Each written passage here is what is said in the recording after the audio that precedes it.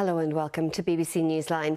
The Department of Health says it remains deeply concerned about the situation in hospitals and across the health and social care system. It comes after another trust, the South Eastern, called for extra staff to cope with the extreme pressures in the Ulster Hospital last night. At one point there were 164 patients in the emergency department. 53 of them were waiting for a bed. We can join our health correspondent, Mary-Louise Connolly now. Mary-Louise, it's been a couple of turbulent days. Have things calmed at all? I'm not sure if calm is the right description, Tara, but certainly that sense of alarm that we saw over the weekend has lessened considerably.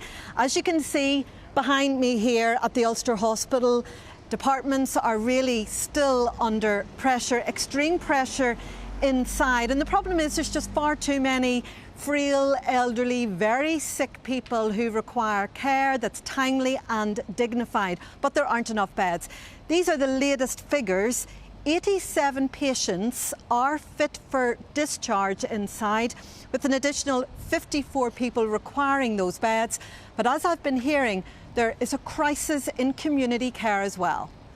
We don't have enough care packages in the community to deliver timely discharge of patients from hospital. Many patients want to live their last days of life at home, cannot do so, they end up in a hospital scenario. So we need to get more staff, better training, and we need also to upskill in terms of making it real for patients to have hospital at home can be real, that we have the proper governance in place to deliver a high quality service at home rather than just always defaulting to hospital. Mary-Louise, is there a sense that minds are focusing on what needs to happen next? Tara, I think there is a change of focus happening. The problem is health trusts always seem to be firefighting. But last week we know that a so-called emergency summit happened last Wednesday, where representatives from the health trusts, from GPs, including the Department of Health, met, and specifically it was to look at how can we look after our older people in the community so that they don't have to sit for hours in emergency departments like this one.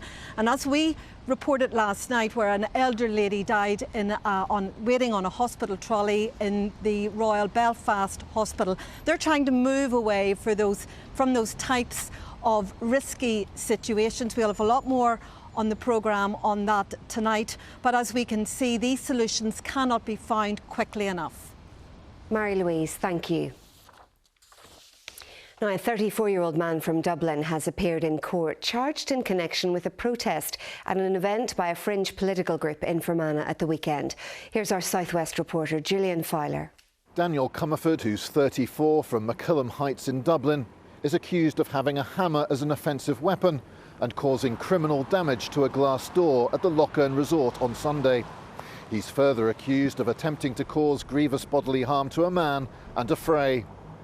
Mr Comerford, who appeared at Omagh Magistrates Court by video link from police custody, confirmed that he understood the charges.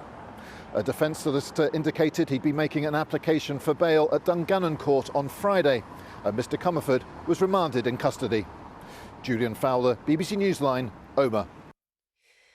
The jobs market here has shown some signs of weakening as economic worries increase. Let's speak to our economics and business editor, John Campbell.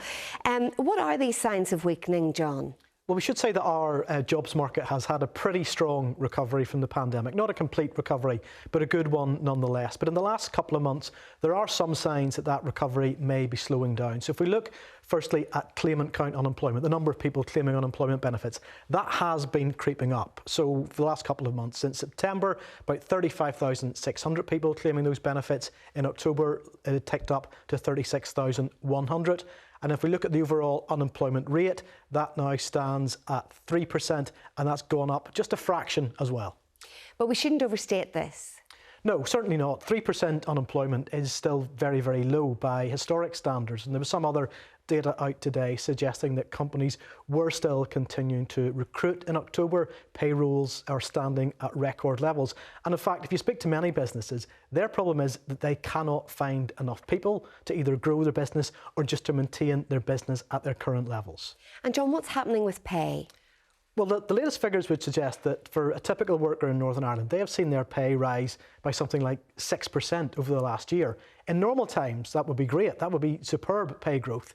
But the fact of the matter is we're not in normal times because inflation is so high. So inflation is at more than 10%. So that means even if your wages are rising by 6%, they're not keeping up with prices, and therefore your standard of living is probably falling. OK, John, more from you at 6:30. Thank you. Now, a look ahead to a story we'll be covering on BBC Newsline tonight. We hear from the family of a 4-year-old Ukrainian girl who suffers from a rare genetic condition and who's facing a legal battle for a visa. They're currently staying in Warrenpoint with retired pharmacist Jacinta Curran. The biggest birthday present that she could have and Daria could have would be that somebody would grant a visa for 2-year or 3-year stay. I don't know what the term would be, the length of time would be, but please God, just somebody do something. It's just, it's not fair. And Sarah Garvin will have more on that story on tonight's programme here on BBC One at 6:30. Now, in last night's football, Crusaders missed the opportunity to go joint second in the Irish Premiership after they were beaten 1-0 at home by Ballymena United. A superb late strike from Kim Nelson for the visitors was the only goals of the game. The victory lifted Ballymena into 9th place in the table. Crusaders stay in 4th position. Let's get the forecast now. Cecilia's here. Hi, Cecilia. Hello, Tara. Hello, everyone. Well, it's not looking too bad at all this afternoon. It's been brightening up nicely from the west. This is how it looked in Port Glenona, County Antrim, a little while ago.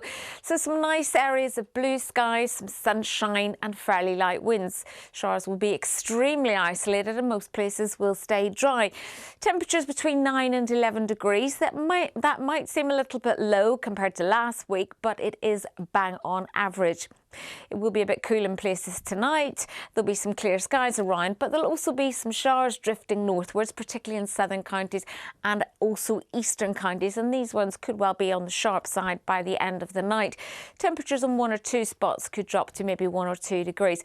So quite fresh first thing tomorrow. In some areas, there'll be some showers, some sharp showers as well, particularly across the east. They should tend to move away, though, quite early in the morning. And a good chunk of Wednesday is looking dry and bright with some sunshine.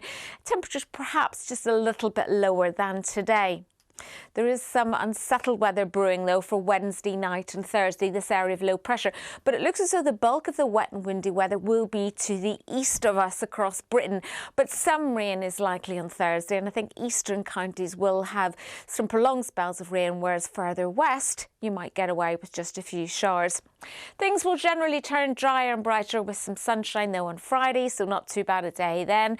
And a mixed bag over the weekend with some frost in places on Saturday morning.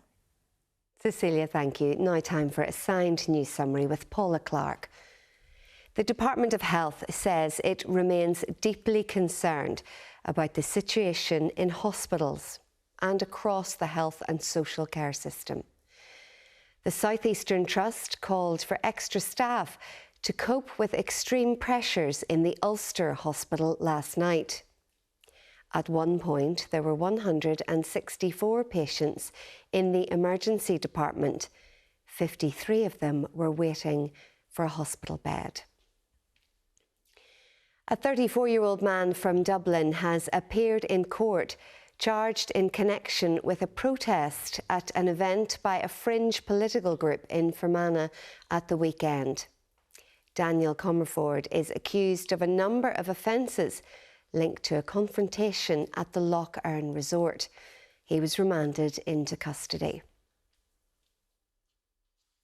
Northern Ireland's job market has shown some signs of weakening as economic worries increase. Official data suggests the number of people claiming unemployment benefits increased for the second month in a row in October. The unemployment rate also increased to 3%.